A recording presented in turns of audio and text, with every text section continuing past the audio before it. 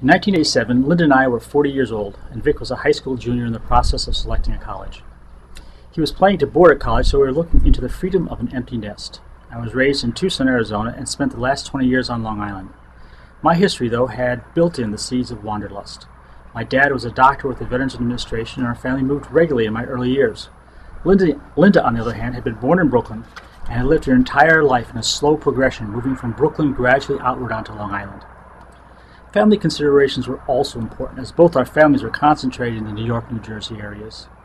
Vic was interested in California area colleges. Linda hated cold weather and loved California. We were confronted by an opportunity.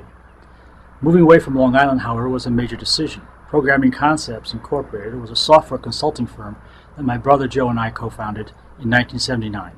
It was doing well with 20 full-time employees. My sister had graduated college a few years ago, settling in Illinois.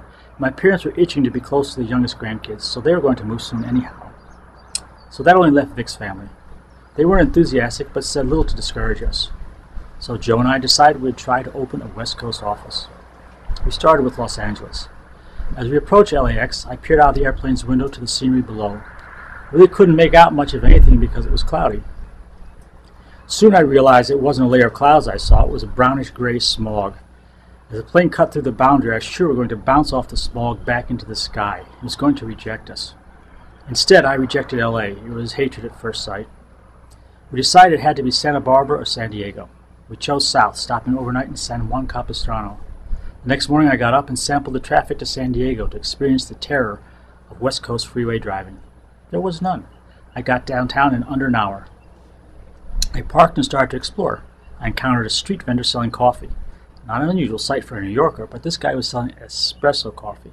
I'm a big fan of espresso, so I was pleased to see why I took a simple street vendor, as a good omen. Joe and his wife Beatrice came along on our next visit. Vic had to finish recording a Beyond album and joined us a few days later at the Catamaran Hotel in Pacific Beach. Joe brought a bottle of champagne so he could sit on our balcony and celebrate. As the moment for sunset arrived, we expectantly rushed out onto the balcony overlooking the bay. Too bad the sun sets over the ocean and not the bay. At least the champagne was good. We moved to the Rancho Bernardo Inn after a few days and enjoyed it more than the beachside living. Driving on the road to Ramona, I was struck by the sight of cottonwood trees. It released a torrent of memories of traveling the road to Mount Lemmon just outside of Tucson. The family used to spend 2 weeks in the summer in the mountains at the Boy Scout camp, where my dad donated his time as camp physician. That night, I dreamed of my childhood pet Lucy, an English Springer Spaniel. Joe and I used to lie on the floor in front of the TV watching The Lone Ranger, using Lucy as our pillow. She was the best dog ever. I took this as a very good omen. We bought a house in Rancho Bernardo and started the countdown. Home developers in California operate differently from New York. It was not possible to convince the builder to make anything but the most minor of alterations. They didn't seem to trust us to actually complete the purchase. Closing out our New York phase included creating the last issue of Shred and throwing a farewell party. We opened the party to family, friends, neighbors, and anyone who read Shred. We expected a lot of people and got many more. Backyard music was provided by Beyond and 3 or 4 other local bands. The wooden halfpipe was littered with riders and skaters. The pool attracted the adults. Small trick ramps were set up in the street in front of the house. So many kids showed up that they closed the street to traffic and turned it into a skate park. I think the police would have harassed us if they could have gotten in.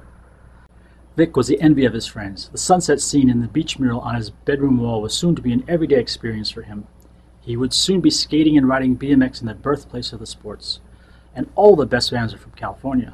Life so far was preparation. The real adventure was about to begin. Moving day came. We said our goodbyes and drove off. Vic lingered, staying with friends because he had a final Beyond show in Albany. Linda and I drove because the moving truck would take a week, and it's fun to cross the country at your own pace, stopping wherever and whenever the whim hits. One place we shouldn't have stopped was the hill overlooking Truth or Consequences, New Mexico. That's the day I learned about fire ants. I stood on the road's edge and stared at the mountain vista. "Look, Vic, you're standing on an anthill," Linda pointed out. "Yikes," I jumped back. "Those guys are pretty big. Let's go." Back in the car, I felt something crawling on my left calf. Ant. Killed it. After it bit me. Itch, scratch, burn, intense fire. Damn! See how they got their name?